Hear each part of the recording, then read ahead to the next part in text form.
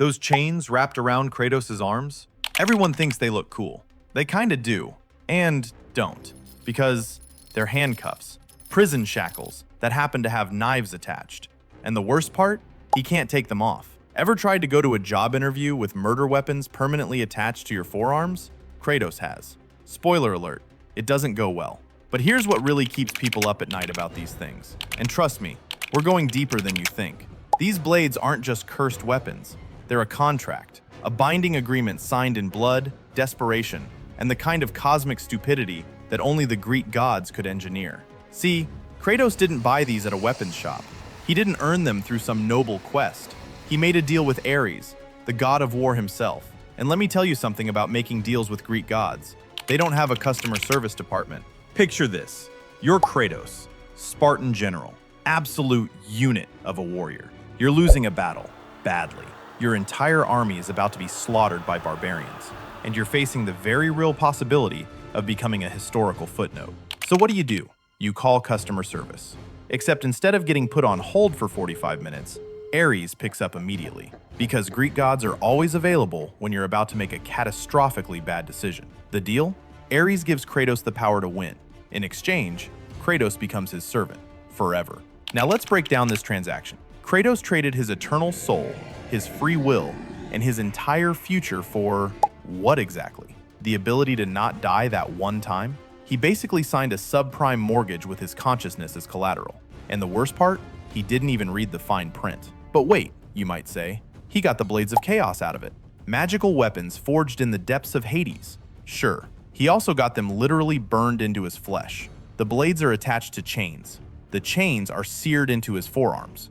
It's not a weapon system, it's a brand. Ares didn't give Kratos a gift. He gave him a tattoo that screams, "I made bad life choices," in ancient Greek. And how does Ares deliver these gifts? Does he present them in a nice box with a ribbon? Does he explain the terms and conditions? No. He literally burns them into Kratos' arms in what can only be described as the worst unboxing experience in mythological history. Imagine going to a restaurant, ordering a sandwich, and the chef chains the sandwich to your hands forever. That's essentially what happened here. Kratos can't put them down, can't set them aside for a minute, can't switch to a different weapon when the situation calls for it. He's stuck with them like a bad tattoo. Except this tattoo occasionally demands blood sacrifices. But here's where it gets truly messed up. The blades didn't just give Kratos power, they made him Ares' perfect instrument. Every kill he made, every village he burned, every enemy he slaughtered, he was doing it in Ares' name, feeding the god of war's power. Kratos thought he was the one swinging the blades. He wasn't. The blades were swinging him. Now we need to talk about the village. Ares sends Kratos to raid a village. Standard job for a god of war servant. Kratos goes in, blades spinning, cutting down everything in his path. He's in a blood rage. The kind of berserk state where you don't think, you just destroy. And when the red mist clears, he finds himself standing over two bodies. His wife, his daughter. Ares put them there, deliberately. See, the god of war didn't just want a servant. He wanted a weapon with no attachments, no weaknesses, no reason to ever stop fighting. So he manufactured the perfect tragedy. He removed Kratos' humanity by making him destroy it with his own hands. The blades didn't just kill Kratos' family, he did. With the weapons he can never remove, with the chains burned into his flesh. Every time he looks at his arms, he sees the instruments of the worst moment of his life. They're not just weapons, they're a monument to his failure. So Kratos does what any rational person would do. He tries to get rid of them, multiple times. He throws them into the ocean, they wash up on shore. He buries them, they dig themselves out. He dumps them off a cliff, they're waiting for him at the bottom. It's like those blades have a GPS tracker and an unhealthy attachment to their owner.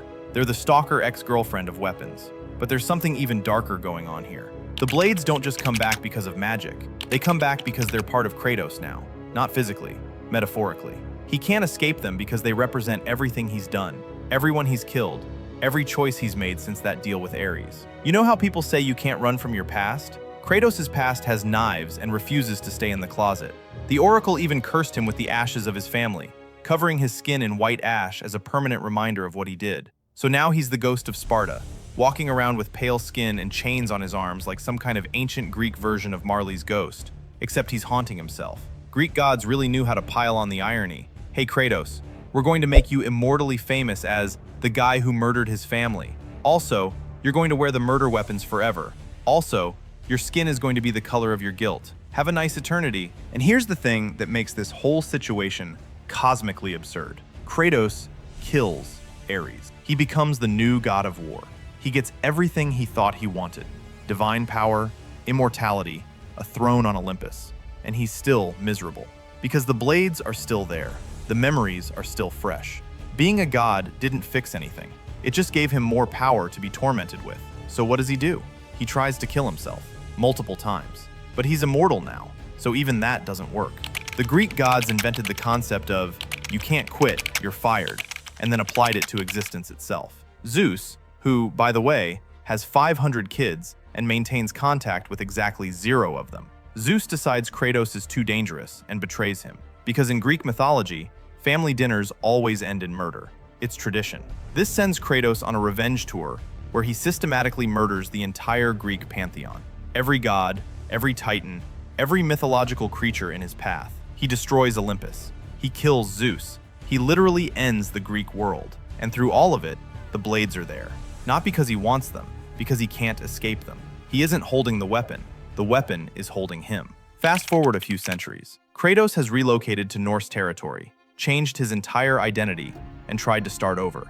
He's got a new wife, who conveniently dies before the game starts because Kratos has the worst luck with marriages. He's got a son. He's got a beard that screams, "I'm in witness protection from my past." And most importantly, he's got a new weapon, the Leviathan axe. It's ice-based, it's clean, it represents a fresh start. It's everything the Blades of Chaos aren't. The blades? He buried them, under his house, wrapped in cloth, hidden away like a serial killer's trophy collection. Out of sight, out of mind, right? Wrong. Because when Kratos needs to go to Helheim, the Norse realm of the dead where ice weapons don't work, he has to go back. He has to dig them up.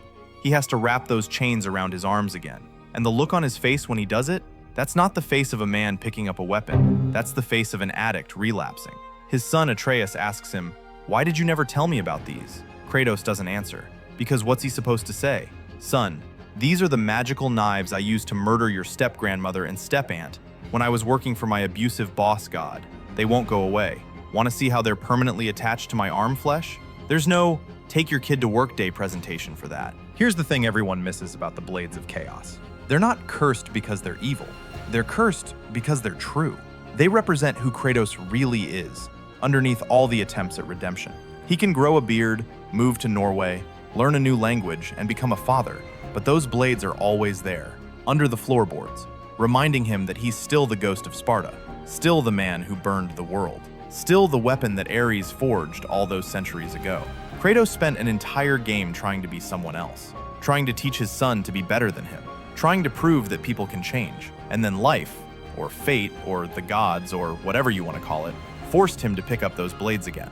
Because at the end of the day, you can't outrun what you are. You can only decide what to do with it.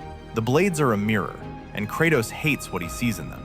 Kratos isn't a slave to the gods anymore. He killed most of them. He's not a slave to destiny. He's actively fighting against it in the Norse world. But he's still a slave to these.